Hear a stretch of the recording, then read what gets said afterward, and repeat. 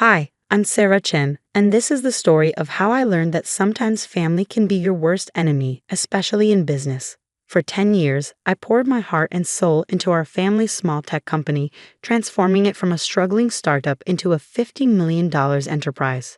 But sometimes success breeds jealousy even among those who should be celebrating your achievements.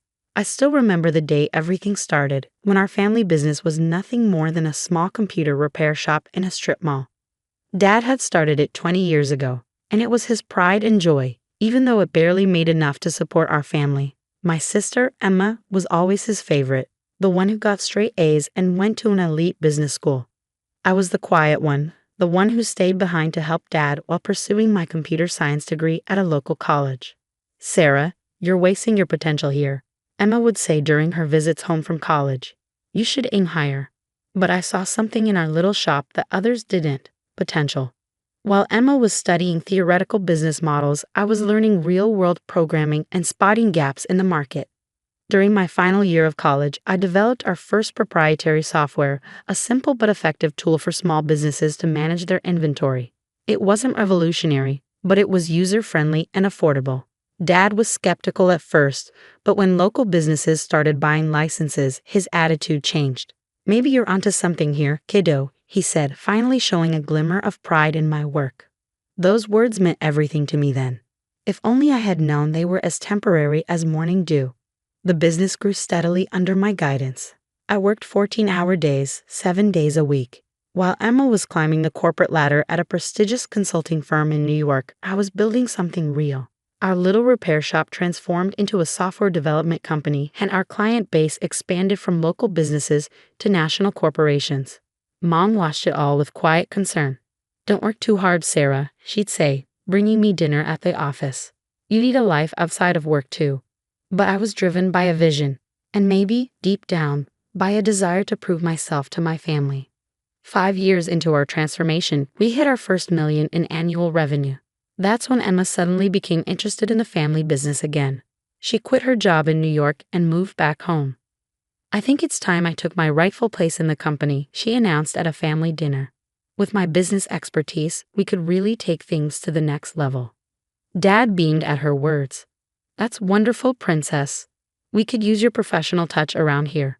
I sat there, fork suspended midair, trying to process what was happening. The company I had built from nearly nothing was being handed to my sister on a silver platter. But I swallowed my objections and tried to be a team player. Emma was appointed as co-CEO alongside me, despite having no experience in our industry. Dad said it would be good for the company image to have someone with her credentials at the helm. I focused on product development and operations while she handled marketing and investor relations. The next 5 years were a study in contrast. While I continued developing new software solutions and maintaining client relationships, Emma focused on creating a glamorous image for herself as the face of the company. She gave interviews about being a woman in tech and accepted awards for entrepreneurship, all of taking credit for innovations my team and I had created. Our revenue continued to grow, reaching $50 million annually, but so did the tension between us. Emma began excluding me from key meetings, making decisions without consulting me, and slowly pushing me to the sidelines of my own creation. Then came Dad's 60th birthday party. The day everything changed. The party was Emma's idea, of course. She rented out the grand ballroom of the city's most expensive hotel and invited all our business associates. It was more of a networking event than a birthday celebration, but that was Emma's style. Everything had to serve a purpose. I arrived early to help with the preparations, wearing a simple black dress that Emma immediately criticized. "Couldn't you have made more of an effort?" she hissed. "These are important people coming tonight." I ignored her comment and focused on greeting guests as they arrived. The room filled quickly with business associates, clients, and family friends. Emma worked the room like a politician, while I stayed in the background, making sure everything ran smoothly. During dinner, Emma clanked her glass and stood up for a speech. I expected the usual, a touching tribute to Dad, maybe some memories from our childhood. Instead, she dropped a bomb that would shatter our family forever.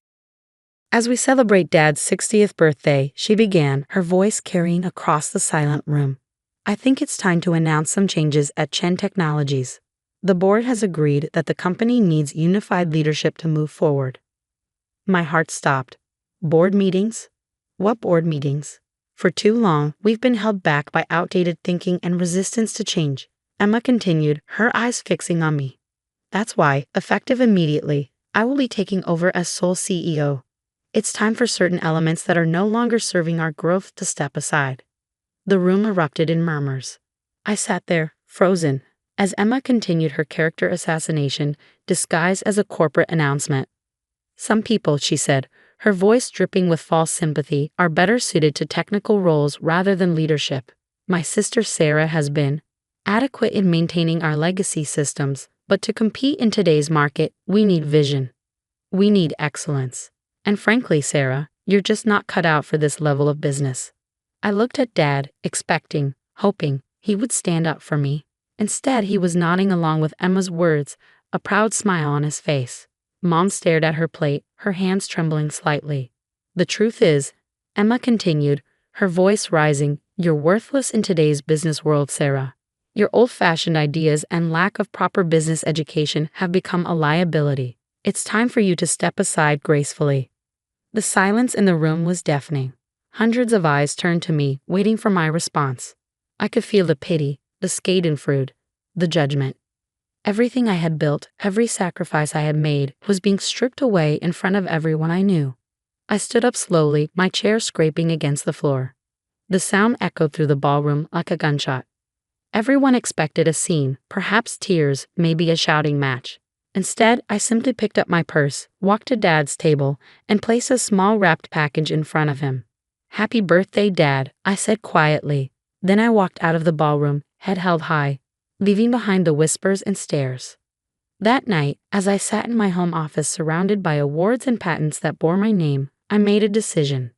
Emma thought she had won, but she had forgotten one crucial detail, something that would turn her moment of triumph into the biggest mistake of her life. As I powered up my laptop and began typing, a small smile played on my lips. Tomorrow would be interesting indeed. After all, there's more than one way to run a successful business, and I had learned more in 10 years than Emma had learned in all her fancy business classes. The next morning would bring changes that none of them saw coming, changes that would make them realize exactly how worthless I really was. The next morning dawned bright and clear. I arrived at the office early before anyone else and waited. At precisely 9 a.m., Emma strutted through the front doors with Dad beside her, both wearing triumphant smiles that were about to be wiped from their faces. Sarah? Emma's voice held a mix of surprise and annoyance. What are you doing here? I thought after last night, you'd have the dignity to stay home. I smiled, remembering the email I had sent at 3 a.m. to every major client, partner, and employee of Chen Technologies. Just wrapping up some loose ends, sister dear. But since you're here, we should probably talk about the company's future. There's nothing to discuss, Dad interjected, his voice firm. Emma's in charge now. The board has already approved it. Ah yes, the board, I said, pulling out my tablet. Let's talk about that. You see, while Emma was busy planning parties and giving interviews, I was actually building this company, and there are a few things you both seem to have forgotten. I pulled up a document on the conference room's main screen. First, let me remind you that I own 51% of Chen Technologies shares. When we incorporated 10 years ago, Dad gave Emma and me equal shares of 25% each, keeping 50% for himself. But 3 years ago, when we needed capital for expansion, Dad sold me 26% of the shares. Remember that day, Dad? You were too busy attending Emma's award ceremony to handle the negotiations yourself, so you signed the papers without reading them carefully. The color drained from both their faces. Emma's perfectly manicured hands gripped the conference table.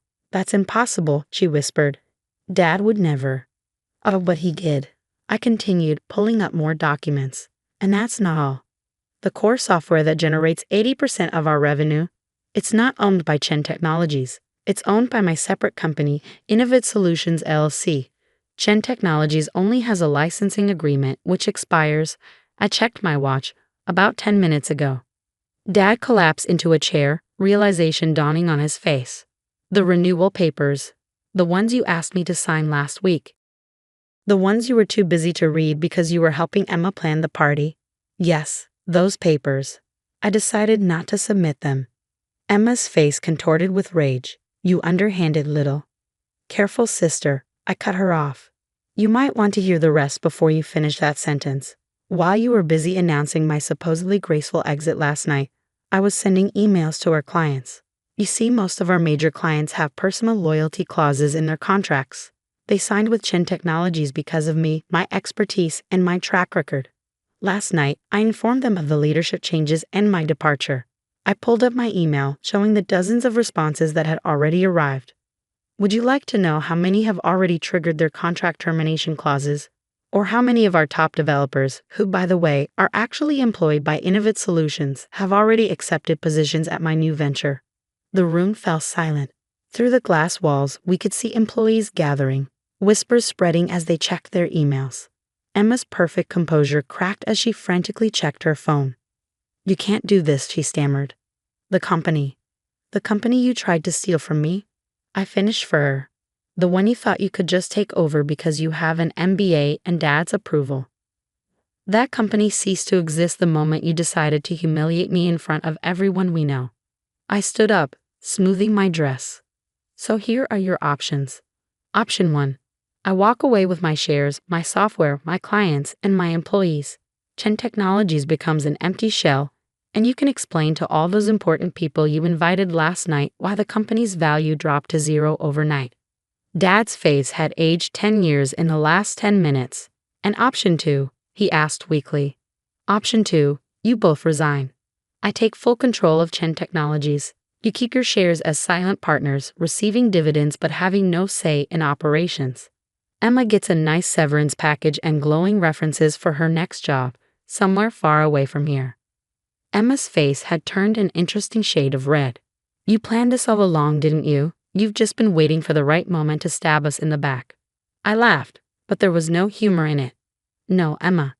I spent 10 years trying to be a good daughter and sister while you both took me for granted. I built this company from nothing while you collected accolades for my work. I only planned this. I checked my watch again, about 12 hours ago, after you called me worthless in front of everyone we know. My phone buzzed, another client termination notice. Time's running out. What's it going to be? The next hour was a blur of paperwork and lawyers. By noon, I sat alone in what was now my office, looking out over the city. The company I had built was now truly mine, but the victory felt hollow. Family relationships lay in ruins around me, trust shattered like dropped crystal. Mom came to see me that evening, her eyes red from crying. Did it have to end this way? She asked softly. They gave me no choice, I replied, my voice gentle but firm. They would have taken everything I built and discarded me without a second thought. She nodded slowly, understanding but sad. What happens now? I showed her the plans I had already drawn up, expansions, new product lines, innovations I had been holding back.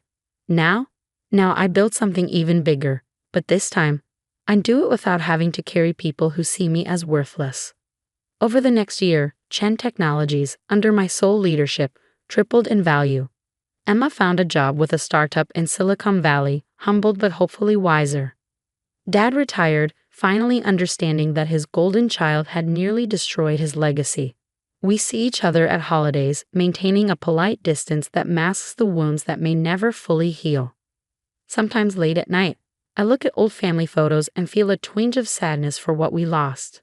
But then I remember that night at the birthday party, the look of disdain on Emma's face. The way Dad nodded along with her cruel words.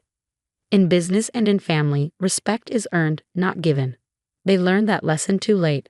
As for me, I learned that sometimes the quiet ones, the ones dismissed as worthless, are the ones you should watch out for, because we're the ones who know how to build something from nothing and how to take it all back when others try to steal it. My story spread through business circles, a cautionary tale about underestimating the wrong person. These days, when I attend industry events, I often catch whispers. That's Sarah Chen, the one who. They never finish the sentence, but they don't have to. My success speaks for itself. Last week, I received an invitation to speak at Emma's business school's graduation ceremony. The topic? Hidden Strengths, the Power of Underestimated Leaders. I accepted the invitation with a small smile, already planning my speech. After all, I have quite a story to tell. The company continues to thrive under my leadership, but more importantly, I found peace with my decisions. Sometimes the strongest message you can send is simply proving people wrong. And sometimes the best revenge isn't about destroying others. It's about rising so high that they can't help but see their own mistakes. As I write this from my office overlooking the city, I'm reminded of something my mother once told me. Success is the best revenge, but wisdom is knowing when to stop seeking revenge and start seeking growth. She was right. I've moved past the need for revenge now. These days, I focus on building something meaningful, something that will outlast all the petty jealousies and family dramas. I still keep that wrapped birthday present I never gave Dad. A photo album of the company's journey from that tiny repair shop to what it is today. Maybe someday, when the wounds have healed enough, I'll finally give it to him. Until then, it serves as a reminder that our greatest strengths often come from the very things others underestimate about us.